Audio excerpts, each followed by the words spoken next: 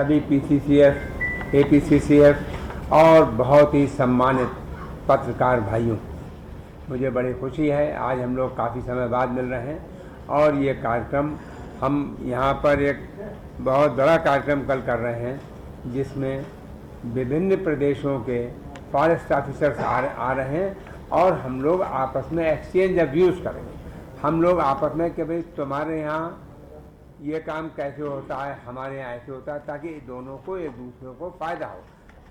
हमारे यहाँ से फ़ायदा वो उठाएं और हम उनके एक्सपीरियंसेस का फ़ायदा उठाएं और हम किस तरह से मैन एनिमल कन्फ्लिक्ट रोक सकते हैं, किस तरह से हम अपने फॉरेस्ट फोर्स को मॉडर्नाइज कर सकते हैं, किस तरह से हम जंगलों को और बेहतर कर सकते हैं, जंगलों में शिकार या अवैध कटान को रोक सकते हैं।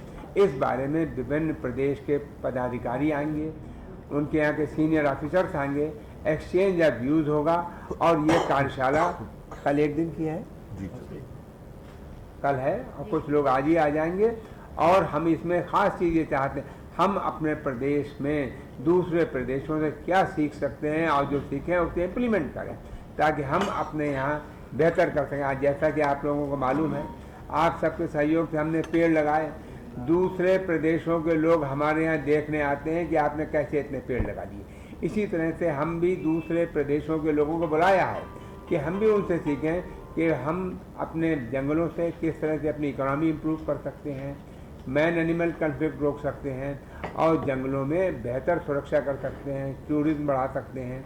इसके लिए हमारी ख़ास जो है कॉन्फ्रेंस ही है।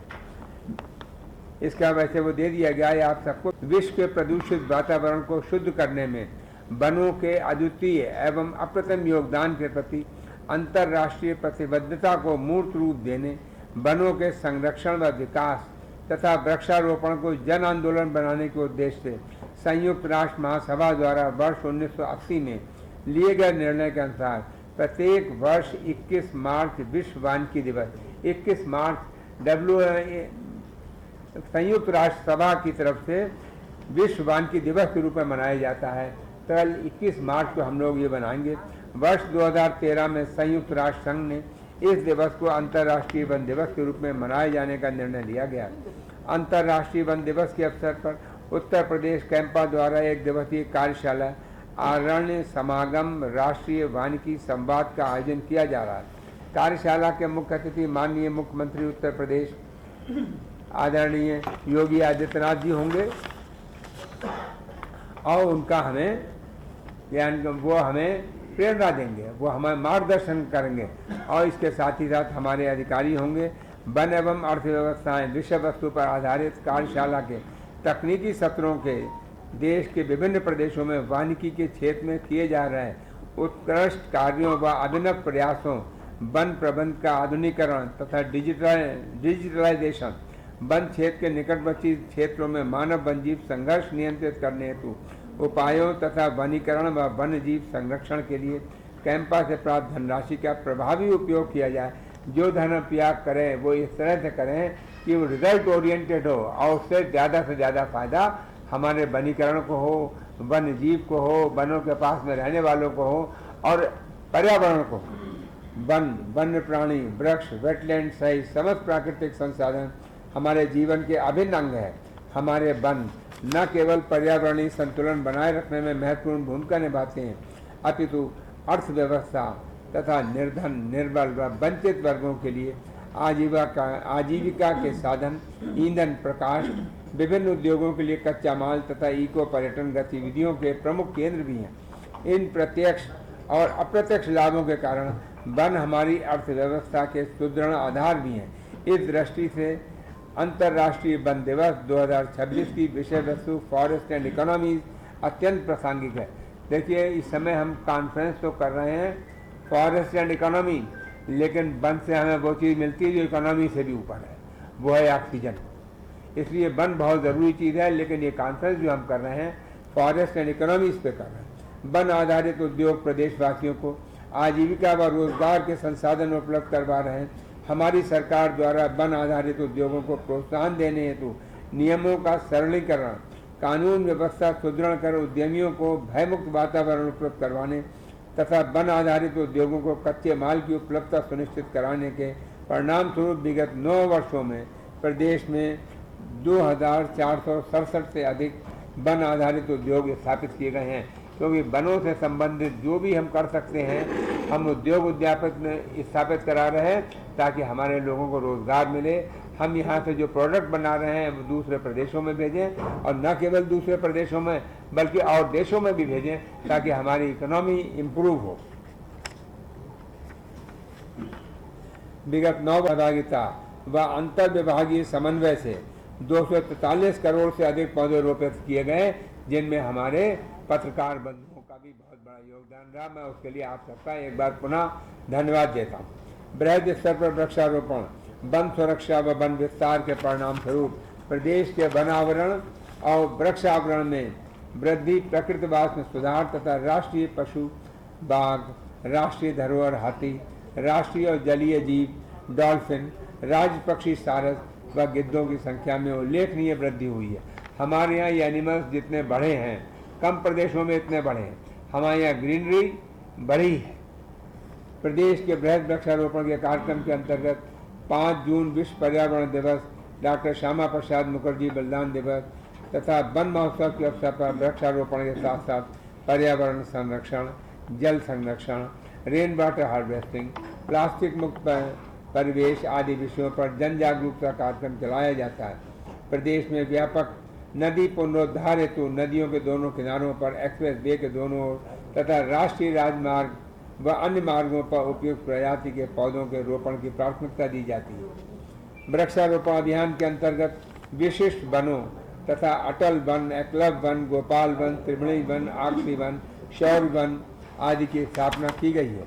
वृक्षारोपण अभियान में सांस्कृतिक कार्यक्रमों, नुक्कड़ नाटकों एवं संगोष्ठियों के माध्यम से पूरे प्रदेश में आम जनमानस को जोड़कर उत्सव के रूप में मनाते हुए एक जन आंदोलन का स्वरूप दिया जा रहा है।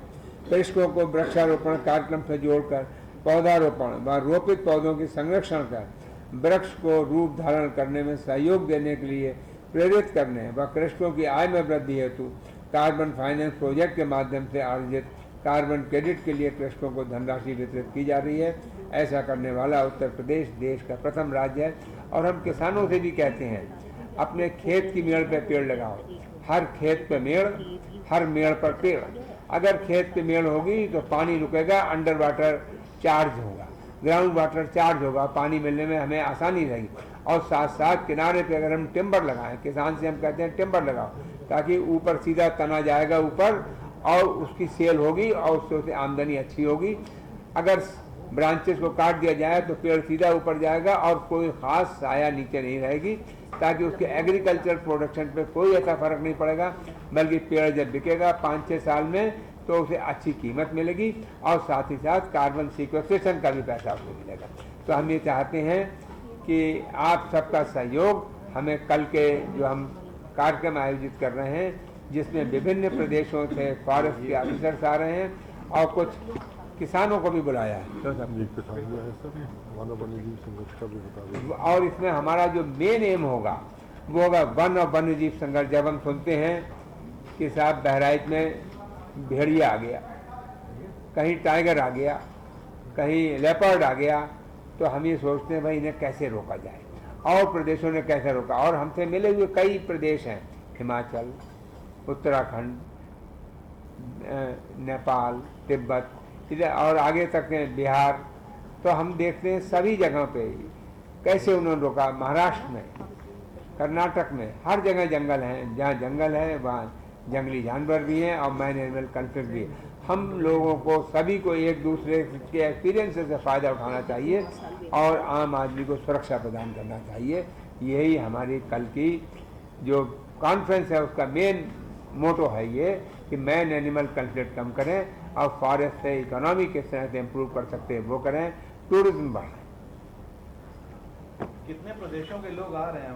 सीओज जो कैंपा के सीओज हैं, अपर प्रधान मुख्य वन संरक्षक और उनके प्रतिनिधिगण आ रहे हैं जो आज पहुंच जाएंगे। ये कार्यशाला जो है इंटरनेशनल फॉरेस्ट डे पे कल हो रही है और जो हमारी एक कैंपा की स्कीम है उसके अंतर्गत आज प्रदेश भर के हमारे सारे अधिकारीगण जो जोनल चीफ्स हैं, कॉन्जर्वेटर्स हैं और डीएफओज हैं, वो आज यहाँ पर पहुँच गए हैं और आज दोपहर बाद उनको भारत सरकार से कुछ साइंटिस्ट और अधिकारी आए हैं। उनको प्रशिक्षण, जो लेटेस्ट प्रशिक्षण है हमारा डिजिटाइजेशन कैसे करना है, जो हमारे annual plan of operations Bharat सरकार भेजे जाते हैं, उसके बारे में आज हमारा 3 घंटे का एक कार्यशाला अलग से होगा। सर, इसमें क्या कुछ कोई लिस्टिंग हुई है कि कौन-कौन से प्रदेशों में उत्तर प्रदेश से ज़्यादा अच्छा वर्क हो रहा है, या वो मॉडल अडॉप्ट करने लायक है, या हम लोग उसको शेयर कर सकते हैं कि हमारा बहुत अच्छा है? देखिए, जैसे अभी माननीय मंत्री जी ने कहा था, और ये जो मानव वन्य जीव संघर्ष का कंट्रोल है, इसके लिए जो रणनीति है, ये सिर्फ मात्र हमारे उत्तर प्रदेश में नहीं है, ये अन्य राज्यों में, खासकर महाराष्ट्र, केरल, तमिलनाडु, कर्नाटका, इसमें रोज की रोज ये घटनाएं बहुत हैं। जहाँ पर एक और लेपर्ड की घटनाएं बहुत हो रही हैं, दूसरी ओर हाथी की घटनाएं बहुत हो रही हैं। और हाथी की घटना सबसे डेंजरस, अगर कोई कॉन्फ्लिक्ट होता है वो हाथी का होता है। तो इसी पे वहाँ के हमारे वन्यजीव विशेषज्ञ, जो वहाँ के हेड्स हैं, वो आ रहे हैं ताकि जो हमारी रणनीति है और उनकी रणनीति है वो आपस में हम शेयर करें और फाइनल हम कंक्लूड करें कि ऐसे पर्टिकुलर इंसिडेंट्स को कंट्रोल करने के लिए बेस्ट रणनीति क्या हो सकती है। इसके अतिरिक्त जो हमारे विभिन्न प्लांटेशन की जो हमारी ड्राइव्स हैं, और आप लोग, जैसे हमारे मंत्री जी ने बताया, आप लोगों का हमेशा सहयोग रहा है, और अन्य प्रदेशों से अभी मध्य प्रदेश की टीम में भी आई थी एक, महाराष्ट्र वाले भी पूछ रहे आने को। उनका ये कंसर्न है और ये जिज्ञासा है कि हम इतने व्यापक स्केल पे 26 विभागों को लेके वृक्षारोपण जो इतने बड़ी संख्या में कैसे करते हैं। तो उनको पूरा दिखाया हमने, अपना माइक्रो प्लानिंग कैसे होता है, ग्राम स्तर पे हम क्या कार्य करते हैं, अन्य डिपार्टमेंट के लिए कैसे हम करते हैं। तो वो पूरा हमारा जितना हमारी रणनीति थी और स्ट्रैटेजी से बहुत प्रभावित हुए, और काफ़ी लोगों के सीएम साहब ने भी बोला, उनके शासन ने भी बोला है कि आप हमारे यहाँ भी लागू करें। तो that means we are very successful in this plantation drive. Number 2, पूरे अगर हम हिंदुस्तान की बात करें, भारतवर्ष की, जो वेटलैंड मैनेजमेंट है, वेटलैंड मैनेजमेंट के लिए उत्तर प्रदेश अग्रणीय है। और अभी रामसर साइट्स की भी डिक्लेरेशन जो अभी हाल में ही माननीय मुख्यमंत्री जी ने किया था, 11 हमारी वेटलैंड साइट जो रामसर के कन्वेंशन के अंदर आ गई है, और 2 अभी पाइपलाइन में है। तो सिर्फ तमिलनाडु एक ऐसा प्रदेश है जहाँ पर ये हमसे ऊपर है, बाकी हम नंबर 2 पे। यहाँ पर वेटलैंड मैनेजमेंट के दृष्टिकोण से उत्तर प्रदेश बहुत आगे चल रहा है। कैंपा में जो हमारी परियोजना कैंपा की है, जिसमें हम फॉरेस्ट कंजर्वेशन के जितने भी प्रस्ताव होते हैं उसके अगेंस्ट हम अपने कॉम्पनसेटरी एफॉरेस्टेशन से प्लांटेशन कराते हैं। हम लीडर्स हैं पूरे हिंदुस्तान में। इसमें प्लांटेशन में सबसे ज़्यादा जो लैंड अवेलेबल कराया है, जो सीए लैंड है, वो उत्तर प्रदेश की स्टेट ने कराया है। और इस साल मेरे ख्याल लगभग 3,500 आप कितने ले 3,500 हेक्टेयर हम उस पर करेंगे। तो ये सारी उपलब्धियाँ हैं, और इस उपलब्धियों को जो अभी हमारा माननीय मुख्यमंत्री जी के निर्देश में माननीय मंत्री जी ने भी उसको देखा है, जो 9 साल बेमिसाल है, 9 साल बेमिसाल का जो प्रोग्राम है, उसका भी एक बुकलेट, सर आप सभी को हमने एक बुकलेट इनका दिया है 9 साल बेमिसाल का। बहुत अच्छी बात। और इसमें सारी उपलब्धियाँ भी हैं, कैसे हाउ वे देंगे और हमारा आगे का रोड मैप क्या है। नंबर 3 सबसे इम्पॉर्टेंट चीज़ है कि वन बल का आधुनिकरण, modernisation of the forest force. अगर हमने बल इसको कैटेगराइज कर लिया है, तो बल के जो मानक है उसके अनुरूप हमारी क्या क्या कमियां हैं, क्या क्या हमको चाहिए, ट्रेनिंग से लेके, रिसर्च से लेके, वर्दी से लेके, वेपन ट्रेनिंग से लेके, integrated command and control centre, artificial intelligence का यूज़ करना ताकि मानव वन्य जीव संघर्ष को कंट्रोल किया जा सके। ये एक हमारा, और इसकी अभी हमारी जो स्कीम है इसको शासन में हमने प्रेजेंट किया था, और एक नई स्कीम हमारी अनुमोदित भी हो गई है मानव वन्य जीव संघर्ष के लिए, modernisation of the forest force.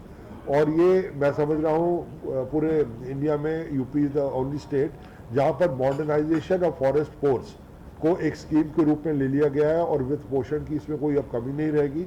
इसको हम ऑर्गेनाइज्ड वे में पूरा करवाएंगे ताकि एक फोर्स का रूप जो अभी थोड़ा सा हम उसको कंसेप्चुलाइज जो कर रखा है वो चीज़ अभी हम नहीं दे पा रहे, तो उसको स्ट्रेंथन करना है। आप लोग ने सभी देखा होगा कि इस बारी 26 जनवरी को पिछले साल से हमने स्टार्ट किया था, हमारा कंटीजेंट ने पार्टिसिपेट किया। इस साल 2 कंटीजेंट ने, हमारे महिला और मेल्स दोनों ने पार्टिसिपेट किया विद वेपन्स, और उसको बहुत सराहना की कि तो धीरे धीरे हम प्रयास कर रहे हैं हम उसको उस लेवल पे अपने डिपार्टमेंट को लेके जाएं ताकि जहां वो एक डेवलपमेंट के हमारे कार्य हैं वो प्रभावित ना हो और दूसरी ओर जो प्रिवेंशन है, prevention against the wildlife crime, against the illicit felling, उसको हम कंट्रोल कर सके। सर ये मेन हमारा लक्ष्य और देख के आए कैसे करते हैं और जो चीज़ अच्छी है उसको हम यहाँ अपने यहाँ इस्तेमाल करें। This is a brilliant suggestion, जिसको हम रिकॉर्ड भी कर लेंगे क्योंकि ये सारा कुछ मिनिटाइज होगा। ये मिनिटाइज होने के बाद जो कल हमारी मीटिंग का फाइनलाइजेशन होगा, this will go to government of India, वो हम सारा भेजेंगे कैंपा अथॉरिटी में और वहाँ मिनिस्टर साहब के पास जाएगा। इसमें आपने बहुत अच्छा बताया, इसमें ललित, इसमें आगे मेन आ जाएगा exchange of ideas followed by field visit, state visit, exchange visit, we will do it. इसमें मैं बताना चाहूँगा कि इसमें छोटे स्तर पे जैसे दुधवा या पीली, हाँ आपका कहना बिल्कुल उचित है। एक साइंटिफिक रूप के तौर पर, क्योंकि ये प्रोसेस अभी हमने वेस्टोमी या जो आप बता रहे हैं नसबंदी का, अभी तक हमारा मंकीज़ में कन्फाइंड था, वो भी उत्तरांचल स्टेट में और हिमाचल में थोड़ा किया गया था। पर लेपर्ड्स के सिलसिले में अभी गवर्नमेंट ऑफ महाराष्ट्र ने उनको गवर्नमेंट ऑफ इंडिया को भेजा और सिलेक्टिव परमिशन उनको 5 का भी मिला है ट्रायल के रूप में। पहले हम ट्रायल कर लें ये सक्सेसफुल है कि नहीं। हमने गवर्नमेंट ऑफ महाराष्ट्र से भी बात की, उनको भी लिखा है we are under the process कि हम एक अपने लिए भी ट्रायल के रूप में एक परमिशन ले लें। हमने पीसीसी या वाइल्ड लाइफ मैडम से रिक्वेस्ट किया है, वो इसको भेज रही हैं प्रस्ताव को, ताकि सर ट्रायल कर लेते हैं। अगर सक्सेसफुल आएगा तो we can think on those lines, we can think. एक जो है वन्य जीव है उसकी